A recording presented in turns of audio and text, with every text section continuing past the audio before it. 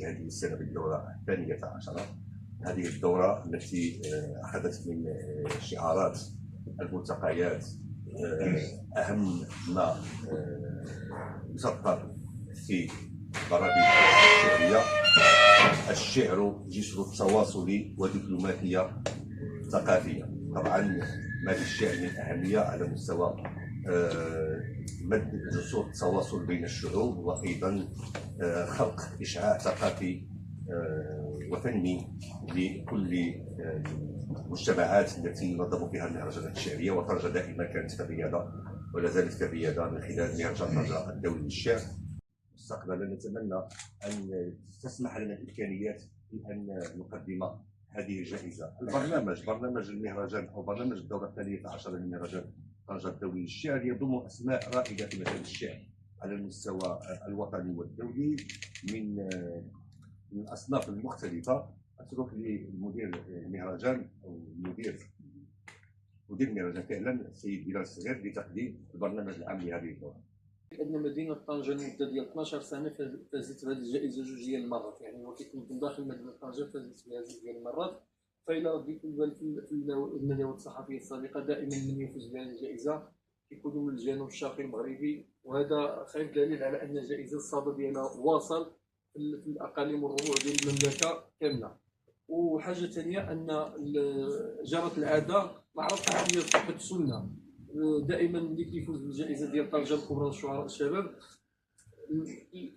يساعد الحظ انه يتالق في مسابقات دوليه عربيه كبرى جدا، مثل جائزه كتارا، برنامج امل الشعراء، وغير مؤخرا عثمان الهيشو هو احد الفائزين ديال جائزه طنجة الكبرى للشعراء الشباب، هو الان كيتواجد في الامارات في المنافسه ديال برنامج امل الشعراء. بالنسبه للسؤال ديالكم حول التغيير ديال الفضاء ديال المهرجان، ففي اطار التصور العام ديال المهرجان هو تشجيع السياحه الثقافيه. فكل سنه المهرجان كيعرف التنقل من فضاء الى اخر. على سبيل المثال يعني كان البدء بساحه عود ابريل، من ثم ساحه مندوبيه الثقافه، من بعدها قصر بيرديكاريس، من بعدها كانت مغاره هرقل، تكنو بارك، اكليل. الان حان الدور ديال القاعه ديال النادي الملكي الزوارق، وهذه مناسبه باش نشكروا الرئيس ديال النادي اللي تعاون معنا ومنح لنا القاعه انها تكون راه الاشاره ديال فعاليه المهرجان. بالنسبه للدول المشاركه فهناك دول عديده وعلى راسهم طبعا المملكه المغربيه، وغادي يكون ضيف الشرف معالي سفير دوله الجمهوريه اليمنيه بالمغرب، وطبعا كاين دولة السودان، المكسيك، اسبانيا، جبل طارق، اليمن، العراق، نيجيريا، وواحد العديد ديال الاسماء الشعريه الشابه. وهذه مناسبه مره اخرى باش نشكروا الشركاء ديال المهرجان، ولايه جهه طنجه تطوان الحسيمه، وكاله تنميه اقاليم الشمال، ومجلس جهه طنجه تطوان الحسيمه، وجماعه طنجه، ومجلس العماله، وطبعا المقاطعات الثلاثه ديال طنجه المدينه وبني مكاده ومغوغه على الدعم ديالهم المستمر. اشتغلت في رياده الشعر والادب او المغرب بصفه عامه. تم الاعلان عن المسابقه وتوصلت اللجنه التي دائما تعتمد على مختلف التلاوين المتعلقه بالشعر المرتبطه بالثقافه المغربيه، الشعر العربي الفصيح والشعر الامازيغي وصنف الزجل. تلقت عددا كبيرا من المشاركات يتجاوز 50 مشاركه، فكانت نتائج يعني كالعاده تتميز بعنصر المفاجاه. نحن في كل سنه نفاجأ بأسماء جديدة وبأقلام واعدة وبطاقات أدبية جبارة يعني تثلج الصدر وتؤكد لنا في كل مرة على أن هناك استشرافا مستقبليا واعدا في الشعر العربي والزجل والأمازيغي. المسؤول الفني بالمهرجان الدولي للشعر مدينة طنجة.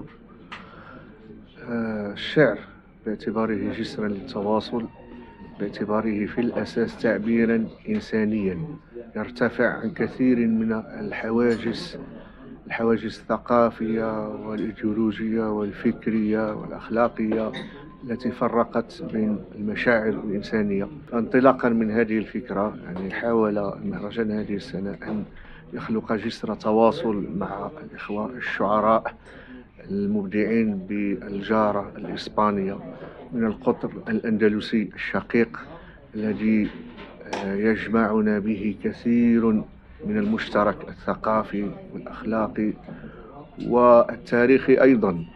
فلنا حضارة ولنا إرث وتراث تجاوز 8 قرون بهذا البلد الشقيق، وتظل تلك الجسور متصلة على مدى السنين رغم كثير من الاختلافات.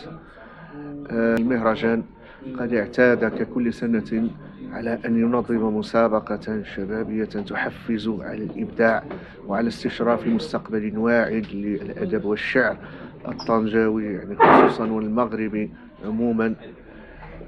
وقد كانت المشاركات متعددة ومتنوعة، وككل سنة يعني فوجئنا بمستوى عال لهذه المشاركات، بل كانت المفاجأة أكبر يعني من خلال تلك القصائد التي لاحظنا فيها تصويرا فنيا عميقا وتطورا ملموسا في التجربة وفي الأداء وفي الإبداع وفي ابتكار الصور الفنية.